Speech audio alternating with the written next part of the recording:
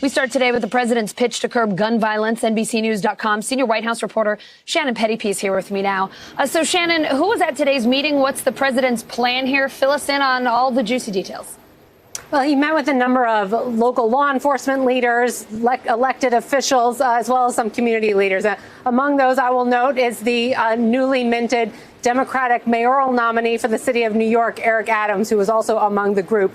And the message that the White House was trying to convey here is that the president is trying to take some actions, not just to address the issue of gun violence in the long term, but also in the short term, and listen to some of the things that these local officials are calling for. Among the things we just heard from officials suggesting were increased ATF enforcement to get illegal guns off the street now, a new strike force that's being discussed with the Department of Justice to try and go after criminals. Here's a little bit more of what the president had to say before the meeting began.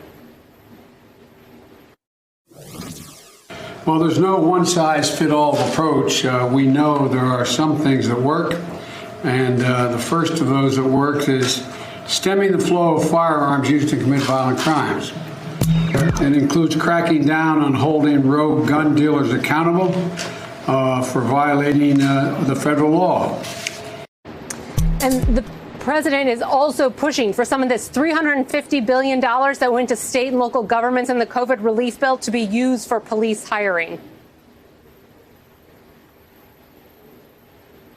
Because the president is polling pretty poorly on violent crime.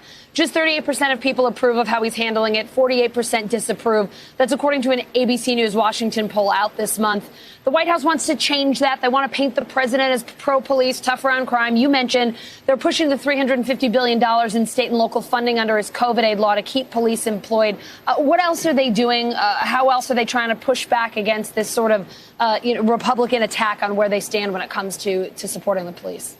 Right. And Republicans tell us that they certainly plan in 2022 to use this wave of violent crime against the president and against Democrats. Whether or not that will be successful, we'll see. They tried it in 2020 and it didn't necessarily work for them, but they will make an effort at that again. One of the messages we have heard coming from the White House increasingly is trying to flip the script on Republicans and argue that Republicans are the ones who want to defund the police because they voted against that $350 billion in COVID relief money for state governments, and also going back and citing other votes by Republicans to cut police funding through a separate federal program. So the White House is certainly very aware of the need to message on this, that what is going to resonate best with voters is painting the president as someone who is pro-law enforcement and pro-police and not an advocate of this defund the police movement. And that's a message we're hearing increasingly come from the administration.